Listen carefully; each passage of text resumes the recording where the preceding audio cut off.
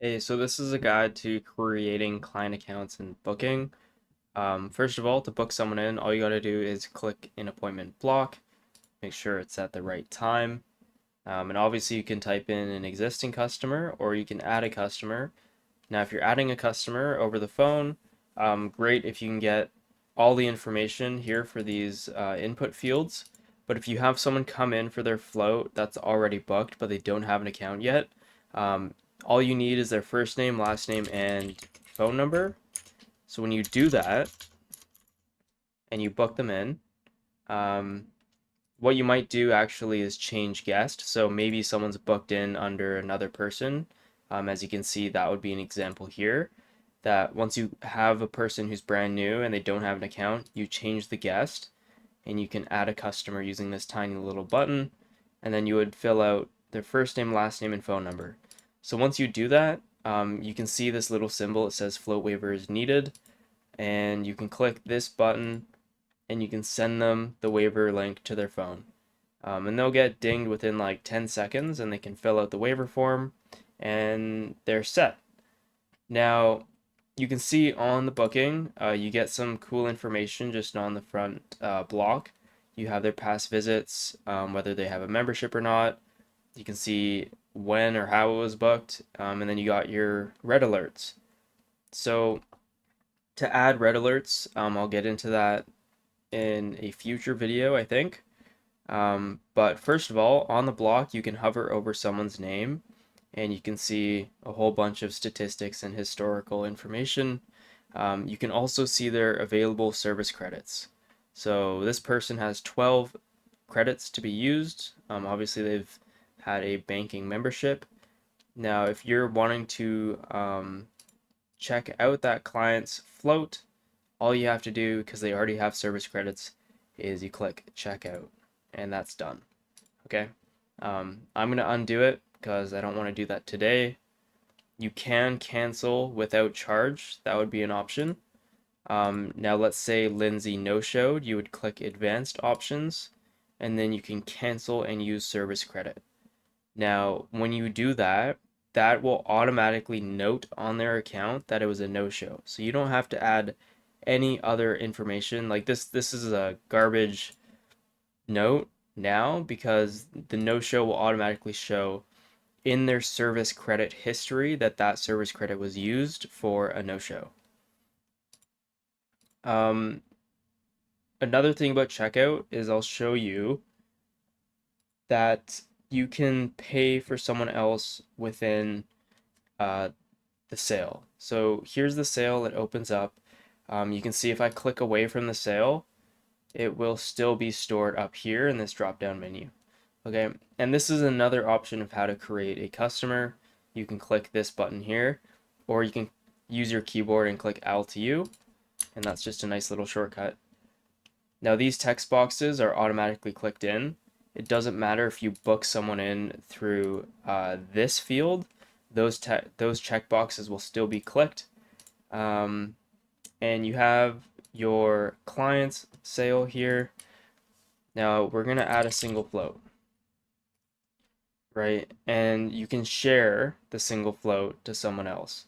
So if you have two people come in, you first of all change the guest. Now, if they're paying together, you will go to one person's sale. You don't have to do a sale for both people, and you'll sell one for that person, and then you can put another one to the ticket, and you can share it with someone else.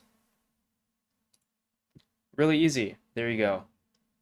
Now, if it's these people's first float, you don't sell a first float. You basically use a discount code for the first float. And now that will discount everything that's on the ticket, $20. Now you can only use one discount code at a time. If you double up discount codes, it will stack the discount. So just make sure if you need to do separate discounts for different people, just start a new sale. Now ignore this nice green button for terminal. The key will be in any case that someone has a stored card and they want to use that to pay.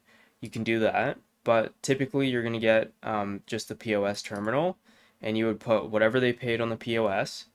Okay, if that person left a tip, all you have to do is type tip, and you can add the tip here. And that's the shared tip. Now, if this person has bought a massage, if they had a massage, I mean, and you type tip, it will give you an option to tip that um, practitioner in which they received a massage, or you can type, for example, tip Cornelia, and that will show up. And there you go. Now you've applied a tip. Now just make sure that your POS, that what they pay for on the POS matches their total that's due on their ticket. And if I do that, for example, you can now close the sale and you're done. And if you do want to add your free earplugs here, all you have to do is type ear, enter, and then make the total 0. So it's really fast to do that. Okay, and then you got your options to email the receipt. From here, you can go to the customer's account if you need any extra information about it. But the great thing is you didn't lose your sale. It's still all here collected, so you can finish it off when you need to. Okay, and we got our gift card code here, which you might get some in, and that's just the same as MindBody. You plug it in, and you're good. Now, if you get a gift card and you don't know what's on it, you can put in the gift card code number right here before you do anything on the sale ticket. And I believe that the value of that gift card should show up, and then that will decide what you're going to put in the sale, or what you're going to discount the single float to. Now this is called the Omni bar, and here you can click this question mark, and this will give you a whole bunch of little shortcut codes as to what to type in here. The main ones you're really going to need is just to type in services. You can type in products. You can type in memberships. If you're going to sell a membership, it's actually quite simple in Helm. If you want to sell a gift card, what you do is type in gift cards. Okay, and that will give you an option. You can add your combos. You can add just a single float. You can add your packs, right? So if we were to add like a 5-pack on a gift card, you have to type in the gift card that you pick out of the drawer, which would be, 000, and then your number, right? And that will apply to that gift card, and that's all you need to do. And I don't think using the little scanner for gift cards works just yet. We'll have to test that out a little more. Now, if you want to figure out what kind of discount codes we offer, type in discount codes and you'll see we have our general half off card, we have our comeback coupon, we have our comeback friend coupon, and we got some other various things. Some of these are discontinued, they should be taken off, but the first float, that's the important, probably the most important discount code you'll use. You have the unlimited free float member, so just free float mem, you type that in for a full price single float, and that will discount it appropriately. And you got your member referral, right? So that's important. Staff discount for anything, staff friend, and the WW23 for any Wounded Warrior coupon. So it's a little unintuitive compared to MindBody, where you actually find the service that says Wounded Warrior. But now what's basically happening, which you could argue is simpler, is everything is a single float, and you just discount it to whatever you are selling. Now you got some other things, right? Refer, and then you can add the client that referred that person, and that will kind of add that credit to their account for that referral. If they are a member, then I guess that's a referral program that they have. And yeah, the Omnibar is pretty crazy. There's a lot of cool stuff, but all the nuances I wouldn't worry about just yet. Just make sure you get the basics down on how to check people out. You can share, right? So you can share that with someone else on the one ticket. You can also go to someone's profile, and if they are sharing service credits, so let's say Phil already has some floats, or maybe he has like an old shareable membership, then you go to shares, and this is your shares pricing option thing.